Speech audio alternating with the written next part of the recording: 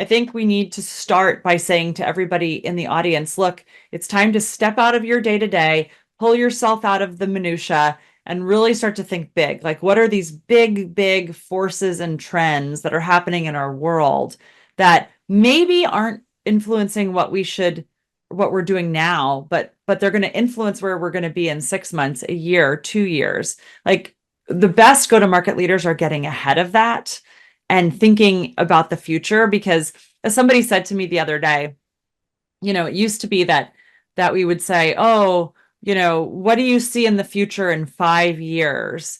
And now what we think of as being 5 years from now is probably going to happen 6 months from now. So the acceleration of change is so dramatic.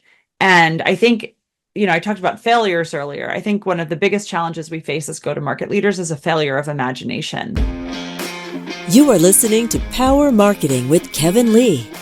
Kevin and his agency Did It have helped thousands of businesses win through superior marketing, as have his books, articles, speaking engagements, and the eMarketing Association Power Marketing podcasts.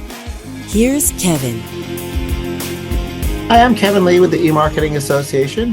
My day job is I run Did It, a 50-plus person digital-first marketing agency that started in search a long, long time ago, but became full service. Have a lot of other hats I wear. I own Truth Nutrition, and I run a Giving Forward nonprofit in the cause marketing space. Super excited to be chatting with Kathleen Booth, who also wears multiple hats as well. And it was very influential in an upcoming event, which is the GTM 2024, which uses the acronym, obviously, Go to Market. So I'd love to hear from you, Kathleen, not just your Pavilion hat and what you do there, but the quick sort of elevator pitch intro of your involvement in that show and what went behind putting it together. Yeah, absolutely. Thanks for having me, Kevin. As you said, it's called GTM 2024, and Pavilion is the organization that's putting it on. Pavilion is the premier community globally for high growth go-to-market leaders. We have about 10,000 members around the world, and our mission has always been to help them succeed in their role. And by extension, when they succeed, their companies usually succeed, because these are the people in revenue positions. And we support them in 4 primary ways: community, education, events, and insights. And so, of course, events being one of those pillars, this is our largest event of the year. And so it really, the goal of GTM really echoes the goal of Pavilion, which is to help go-to-market executives, in this case, find success. And so our event is open to VP level and above heads of sales, customer success, marketing, revenue operations, CEO founders, partnerships, executives, fractionals, etc. Anyone who wants to be in that executive go-to-market role.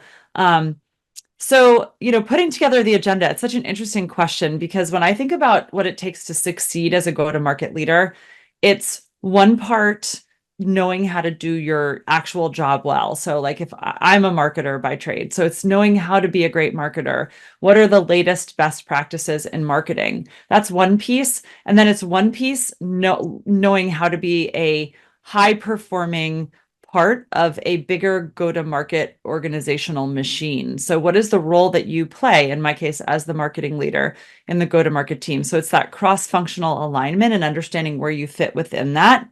And then I think it's another part, learning the soft skills that it takes to be an effective leader. And a fourth part, so we've got 4 parts here, of really understanding the big picture of what are the trends and the forces that are shaping the world of, in our case, B2B tech and the profession of go-to-market. And so when I thought about putting this event together, of course, I wanted to balance those 4 things and make sure that we delivered on them for our attendees. But I also needed to make sure that we had a balance of your classic educational talks and presentations with peer-to-peer workshops, networking, collaborative problem solving. We are, at the end of the day, Pavilion's a community, and we hear so frequently from our members and from our event attendees that they want more opportunities to learn from each other, because that's what it's all about, right? You're in a room with a lot of smart people who know the job and who might be 2 steps ahead of you. And so a big chunk of what we're doing, in fact, the whole first half of the first day of our event is all peer workshops where you're in rooms with your peers, and you're engaging in collaborative problem solving, you're engaging in structured networking, you're going to meet other people who are in the same type of job you have, and you're going to hear what's working for them and what's not. And then, from there, you proceed into the rest of the conference, and there's a choose your own adventure element to it. But lots of workshops, lots of interactivity, and then that mix of tactical role-related education with zooming out and understanding big picture stuff, and mixing in some career and life advice in there too. Okay. Well, that's it's interesting. It's got a bunch of the soft skill stuff in there too, and that's certainly an area that I find sometimes is lacking in myself on the soft skills as somebody who's sort of a marketing mad scientist and often too much wearing the scientist hat. So it's great to hear you covering that. One thing that I've noticed in chatting with a lot of folks, both in my role as the marketing association, but also running an agency, is that the lines between marketing and rev ops and sales tend to be quite different in different organizations. Not just from a reporting perspective. Sometimes CROs and CMOs are peers, and sort of there's a dotted line between them. Sometimes there's a reporting relationship between them. Sometimes things that might be considered more marketing end up falling under a CRO's responsibility. So given that diversity at the organizations into sort of roles and responsibilities, how does that impact your agenda planning, right? Because some stuff might seem more CMO-ish, right? Demand generation, upper funnel, awareness building, et cetera. Some of it might be more demand harvesting and lead gen, which might be more, in a typical go-to-market strategy, and some PLG, product-led growth. There's all sorts of stuff that seems to bridge between sort of the CRO, VP of sales, and then the marketing team. And has that made it harder for you to, put the agenda together? You know what? If it's funny, if anything, it's made it easier, because Oh, it's so interesting. There's a lot of professional communities out there, and many of them are focused on individual roles. So there's lots of communities for CMOs or for CROs, or chief customer officers or RevOps people. But there aren't a lot of communities that really do what Pavilion has set out to do, which is to be that cross-functional, go-to-market focused professional community. And so our mission really does center around bringing all those different audiences together. So the way I think about building the event program is really focused on, like, what are the problems we're trying to solve? What are the go-to-market problems we're trying to solve? So a great example is moving up market, for example. I hear a lot of our members talk about, oh, we're interested in moving up market. We want to sell more into the enterprise. That's a problem, right? That's a challenge or a problem that an organization faces, that a go-to-market team is going to face. And it's going to impact sales and marketing and customer success and ops. Like, it's going to touch almost everybody, partnerships as well. And so I think a lot of our sessions are not designed so much for one role. They're designed to bring those roles together around solving a go-to-market problem. But that's also why, as I was saying, the whole first half of the first day is peer groups. So when people sign up, we ask them to self-identify as being in a certain role. So if they tell us they're in sales, for example, they're going to be put into the sales peer workshop. But we also have special workshops just for fractional advisors. We have one for people who are looking for their next job, and so we're really trying to break it out granularly and spend that first morning like tightly focused, so that then we can move on to these cross-cutting, like juicy problems that go-to-market teams need to solve, and solve them together. Because it's no accident that our event takes place at the beginning of Q4. That's when most of these teams are really looking to try and build their go-to-market strategies for next year. And the thing that we've seen increasingly is companies are like bringing their whole leadership team to the event, because it's an opportunity for them to all hear this information together, to get aligned, to really get ahead on that planning together while they're at the event. Right. So for those folks who are listening or watching this, are there still tickets available, or is the event sold out at this point? There are, but they're going fast. So if you want to attend, well, I would say there's a couple reasons to get your ticket now. One is we probably will sell out. We're capped at 800 people. We are, unlike some of the other B2B tech conferences, we don't want to be huge because it's executive only. We want to preserve that feeling of intimacy and the ability for people to get to know each other. So we do cap it. And we just opened up breakout registration, and breakout, like the good breakouts are going to go quickly. The space is limited. So if you want to have your top choice of sessions to attend, it's really important to get your tickets soon and to get into the app and start picking what you're going to go to. So, and this can either be, you can answer this either based on your personal point of view or based on stuff that you've extracted from conversations over the years.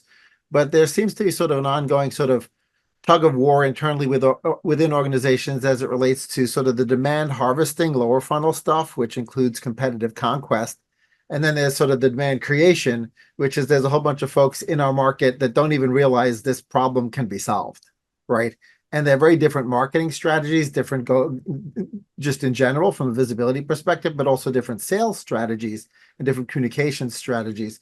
So how should, strategic teams at the executive level think through that tug of war between demand harvesting and sort of demand creation and the upper funnel communications? Yeah, it's a great question. And I think the answer, like most answers with these things, is it depends. But what does it depend on? So I'll answer it through a story. When I joined Pavilion 2 years ago, we had actually a lot of traffic. We had a lot of applications for membership. Our top of funnel had just a lot of activity. But we didn't have a lot of the infrastructure and systems in place to be able to really efficiently capture that at the middle and bottom of the funnel. And so for us, most companies have limited resources. If you talk to most go-to-market teams, they'll say they're constantly being challenged to do more with less. And I think it's about focus. It's about trying to figure out where you have your point of highest leverage. And so when I came in, I recognized that, look, we have traffic, we have applications. Our highest point of leverage, our way to most quickly get results in the form of revenue, is to optimize at the bottom of the funnel and to work on our conversion rates, to work on sales enablement, et cetera. And that's what we did for really a year and a half. And I think we're finally in a place where we feel like that machine is working really efficiently. So now I'm turning my attention to the top of the funnel and focusing on, okay, if the bottom works really well, how do we pour more in there and crank the volume up? Because that's when we're going to start to really see the growth happen. So I think I've always found at most companies I've been at, and granted, I haven't worked at a lot of post IPO huge companies, but I think it's about focus, and it's about looking at where you can have the biggest impact for the lowest cost and effort, so long as those results are coming in the form of your ICP. Because that's the other mistake people make is, oh, we're seeing results, but if it's not the right quality of customer, then I think you're going to start to pay for that downstream when your lifetime value goes down, you have customers churning, et cetera. So it's about narrowly focusing on your ICP, figuring out those points of high leverage, getting them right one at a time, and then moving on to the next problem and the next one. Yeah, one of the things I'd be curious about in your community, if it's similar to one of the communities I've been active in for a long time, which is the search engine marketing community, which includes both organic and paid search, is that the community actually ends up sharing more than you would expect, even though technically these people are competition with each other. And I'm imagining that at your events, when you're doing your peer-to-peer stuff, that technically these people who are sitting next to each other compete, right? But yet they're sort of forthcoming on best practices. And of course, there's a line they don't cross, which is like the secret sauce line or the proprietary information line. But the level of sharing within the community, if it's in the right context, I've been sort of surprised at how forthcoming people are about what's working and what's not working and how to do things better, as a practitioner. Yeah, it's funny. So prior to working at Pavilion several years ago, I owned a HubSpot partner agency, and that community is very collegial. We were all direct competitors, but we always helped each other. To this day, I'm really good friends with many of them. And I find the same dynamic in Pavilion. And here's my take on it, and this is just my personal opinion, which is that the reality is that if you are one of, it's like 80-20. If you're one of the 20%, probably even 10% of like really successful operators, and you're at the top of your game and you're doing your job well, sharing what you've learned is actually incredibly low risk, because I would venture to say 90% of people will hear it, but they'll never really do it. And because the failing of most operators is not a failure of intelligence or skill, it's a failure of consistency and follow through. And so, yeah, tell people what you're doing. So few of them will actually run and do it. And honestly, also, if you're the first, you have that first mover advantage. You generally tend to have little to worry about. Yeah, I think another interesting twist to that is, and some folks have disagreed with me on it, but I'm always interested in the end marketer or a company who's making the purchase decision, that they pick the right partner, right? Whether it's an agency partner or a technology partner or whatever. So from that perspective, I'm not looking to insert myself into a bad fit. So as long as you have confidence in your platform or in your solution or whatever it is, let the educated consumer make their way to the final decision, right? And so that means that just because the competitive set is in a Venn diagram where they show overlap, or in the same G2 quadrant, or whatever, it doesn't necessarily mean that your competitors in every instance, and that it's okay for prospects to sometimes pick a different solution. Yeah, I agree with that. And in fact, it's the same argument that people make when they say, oh, we don't want to say who our customers are on our website because someone's going to steal them. And when I hear that, what I generally think is like, you must not have a lot of confidence in your product if that's what you're worried about, or in the service you're delivering. Yeah. Like if you have a great product and a great service and it's priced appropriately, I mean, this is product market fit, right? Right. If you have product market fit, then, can someone take your customers? Sure, it can happen. But is it really like the thing that you need to optimize your strategy around? Probably not. Yeah, That's no, always been my attitude. I agree with you. It'll take care of yeah, itself. that's a great point. And obviously, to the extent that some of those things are transparent with regards to using a tool like Built With or whatever, it's not a mystery, right, as to who's using which platforms. And in the end, if you've got the product market fit, it works. I don't know if as many people in the industry saw I'm forgetting the new brand, but there's the ad of the company where they're firing Jira. Oh, I haven't seen that. Oh yeah, there's a YouTube video of for a company that replaces Jira, and they did just a really clever take on it, and I'll have to we should probably redo this question after I take a break to look it up. But they did a really good take on the sort of stagnation problem, right, on product market fit, in that in order to retain the customer, right, you can't just have product market fit for a brief period of time and then fail to innovate the product. And so I'm curious whether sort of product innovation and balancing the sort of scope creep that comes from listening too much to your customers or too much to one customer, because and then therefore potentially going down a different direction on the product, comes up in your conferences or not. Ooh, definitely. I mean, I think, we cover a lot of these different topics, and I think that there's always a fine line to strike, right, in terms of especially how you think about competitors. And I'm always torn on this. Like, personally, I don't worry too much about competitors, because I feel like it gets me caught up in being responsive and reactive as opposed to leading from a place of confidence. But I have been in companies in the past where the product wasn't really solid, and I did feel this sense of like, I need to watch what they're doing. I need to have my eye on that, and this fear of almost falling behind, right? And so it's just interesting what I think how people look at that, what that says about the strength of the product, the maturity of the brand, etc.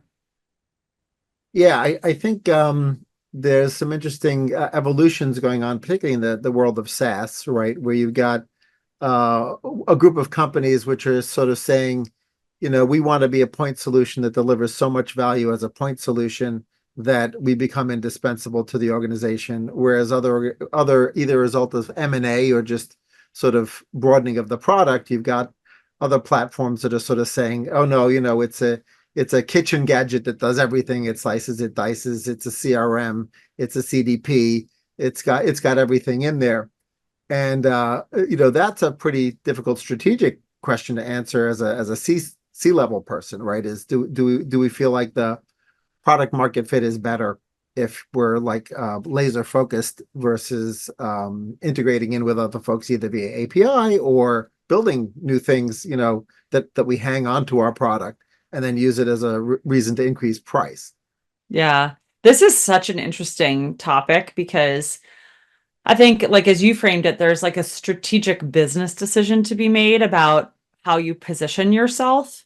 There's also like a resourcing question that lies underneath of this, where even if you want to be a platform, do you really have the resources to do that effectively? But I think if we zoom out and look at what's happening in the market, the thing that I see is that there is this like tool sprawl issue where people feel increasingly like they just have too much tech. There's fatigue around it. There's a sense that like you have a lot of zombie tech assets that aren't being used. And so I do think that there is somewhat of a craving by people to have more solutions that can do more things so that they can streamline and simplify and be working out of fewer places. And so that, not every new software that's invented isn't going to come out of the gates as a fully formed platform. And so I think for founders, for executive teams, it's really about long-term. What problem do you see your product solving, and how does the data that underlies that like open doors and open possibilities for other problems that it can solve? Because I've worked in two different types of companies in this regard. I worked in one at one point where we had a true point solution. And look, that's a great acquisition target, right? And so some of it's also, what's your exit strategy? We got acquired by a company that was building a platform, and they're like, perfect, you built this one piece of what will be our future platform. Now we don't have to build it. Versus if you're building a true platform, generally you're in it for a longer time. You're looking to build out more enterprise value.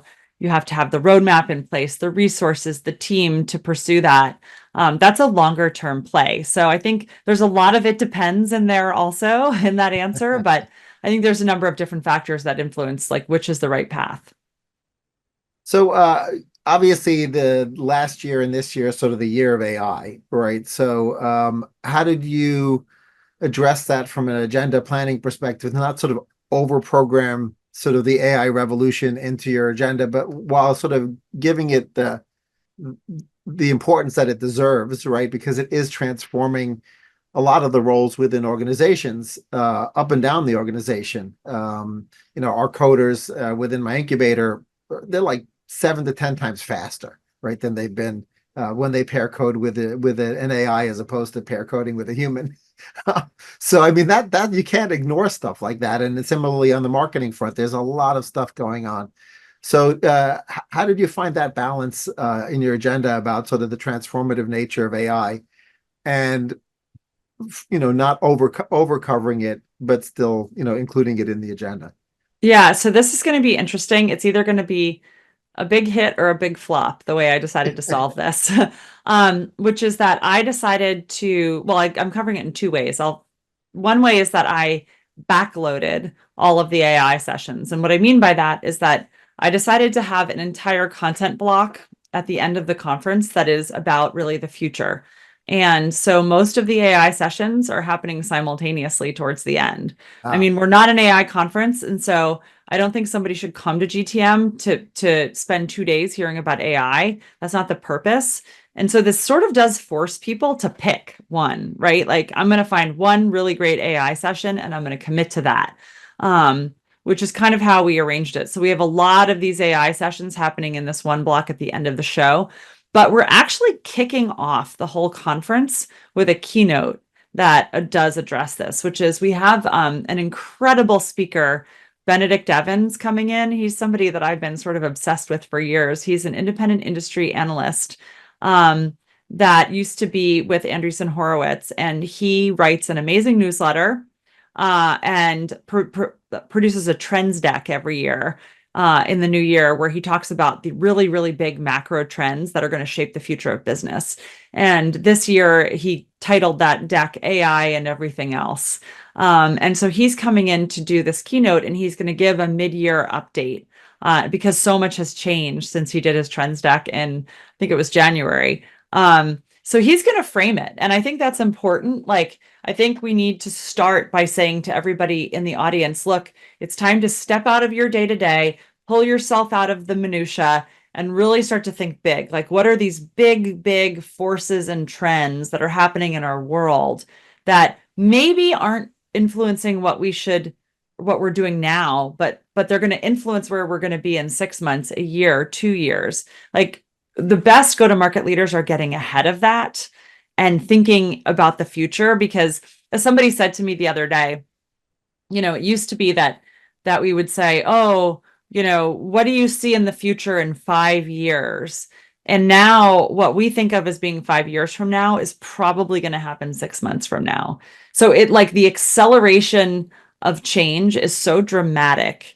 And I think, I talked about failures earlier. I think one of the biggest challenges we face as go-to-market leaders is a failure of imagination, of thinking like, what's possible with all this technology. And so I really wanted to start the whole thing on that note and really get people thinking big and thinking like, wow, these are the forces in the world. How does my little slice of the world fit into that? And what do I need to be thinking about now to position my company for success in the future?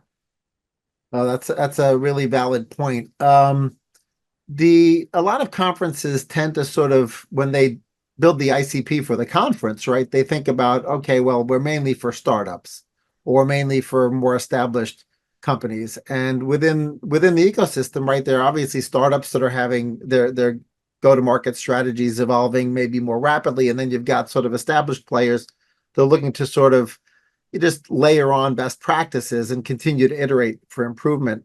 So how did you think about the sort of differences in stage of company as it relates to the agenda? Yeah, I mean, I would say Pavilion is really mostly for people who are in pre-IPO companies. It's not to say that we don't have some members in larger firms, but our members tend to work at venture capital or private equity backed high growth early to mid-market companies. And so that's really mostly who we're solving for. But even in solving for those people, they're still thinking what's next. And so some of them may be thinking about IPOs. And so actually, one really exciting thing is we have Chris Nixon from OneStream joining us. And OneStream was arguably the biggest and most successful IPO of the year. And he is the chief go-to-market strategy and finance leader at the company. And so part of what we want to do is help our members see around corners. We also have keynoting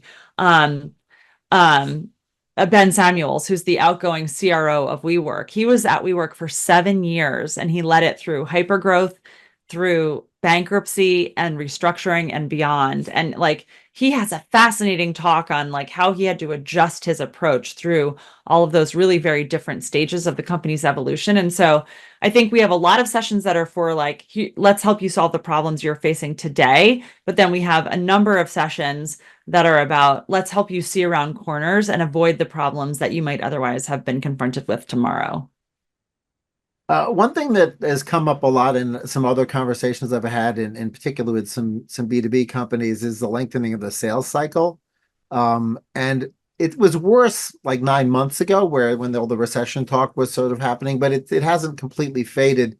And so obviously when folks are in a cash burn situation, and suddenly the sales cycle goes from average of 4 months to average of 7 months because people are not as comfortable pulling the trigger. Maybe all your other metrics are fine. Maybe your LTVs are still good, but it's just taking sort of longer to get the folks over the finish line. Has that impacted the way you're thinking about, the agenda, or do you feel like some of the companies that you're dealing with that are still in a cash burn environment sort of have needed to rethink their strategy because, they just assumed the next round was around the corner, right? And there's a little bit more capital constraints. Maybe those will go away with the lower interest rates now, but there was certainly a period of time where you couldn't count on your next round of funding. Yeah, this is a huge topic of conversation in our community, led, I might say, by our CEO and founder, Sam Jacobs. He coined this term, profitable, efficient growth. And he talks about the shift from growth at all costs to profitable, efficient growth. Right. And PEG is what he calls it. And that is something that I think we as a community are very focused on, which is like building infinite runway for your business by getting it to a point of profitability, which doesn't mean that you can't grow quickly. It just means that you have to grow in a smart way, because a lot of companies were really broken over the last few years by this focus on growth at all costs. And so we have a number of talks on this. And one of them is actually Sam, who's going to be joined by Jocko Vanderkooy from Winning by Design and Sangram Vajre from GTM Partners, because we're forming this thing called the GTM Consortium, which is all about this. It's all about free and open source education for the market on how to build a go-to-market strategy that is aligned around profitable, efficient growth. So they're going to talk about that. A lot of our speakers are going to talk about it. It's a recurring theme in the community and all of the content we create. And I would say, if that's something you're interested in, this is probably like the conference to come to. Perfect. So is there anything else that we should have covered in our conversation that we haven't covered as it relates either to the event or the industry at large? Yeah, so there's a couple of really interesting things that we're doing. So as I said, our attendees are all executives. They're all VP level and above. And so one of the amazing events we have at this conference is the GTM Awards, which we're partnered with Trust Radius on. And so on the night of October 15th, we will be recognizing the top operators in go-to-market throughout the world of B2B tech. And we actually give out real awards. And in our case, they're pretty cool. They're actual full-size acoustic guitars that are designed with like your name on the front and everything. So we've announced our finalists. The winners will be announced live at the awards party, which is going to be a great party. So that's one thing. But then the other thing is that I think when executives take 2 or 3 days and they leave their office, it has to be about more than sitting in rooms and listening to presentations. And so we have a couple of other things going on around the conference. One is we have our first ever women's summit on Monday, the 14th. It's in the same location. It's going to be about 100 top women executives coming together to help and support each other and to learn. We have a lot of social activities, which I think are actually really important. Some of the best value that comes out of executive conferences is the relationships you build. So we have morning runs and yoga. We have the pickleball tournament of champions happening at the end of the event. And so I think, whoever comes will find there's a lot of these like social opportunities. And you kind of laugh when you hear it, but they're important. It's how you really cement relationships and create friendships that will last you beyond the event. And those are the kinds of friendships and relationships that will help you find jobs, that will help you get meetings that you need to get. So I really encourage people to stay for those elements of the program. Yeah, that's a great point. And events are certainly back post-pandemic. There was certainly a lot of pent-up demand for events. But not every organization that has a community necessarily has members who have the T&E budget to make it to an event, or maybe not as frequently or as many events as they'd like to.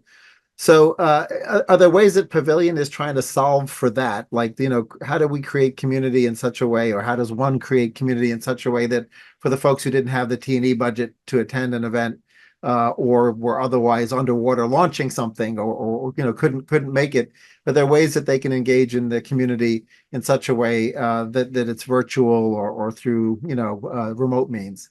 Yeah, so we don't live stream the conference. And part of that is intentional. Like, we do believe that the value is the in-person connection.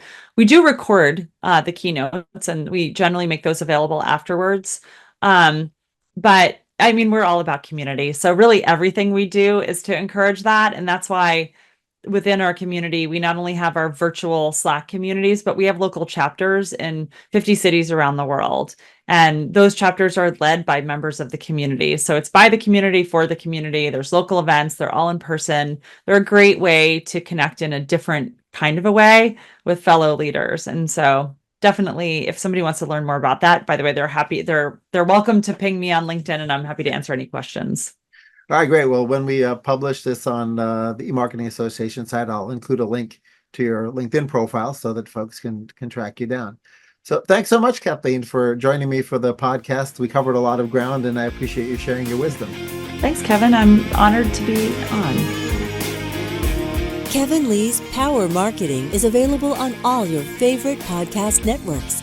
Kevin loves helping businesses excel at marketing. Having marketing challenges? Just like Santa in The Miracle on 34th Street, if Kevin can't help you, he'll know someone who can. Find him on LinkedIn, subscribe, or follow.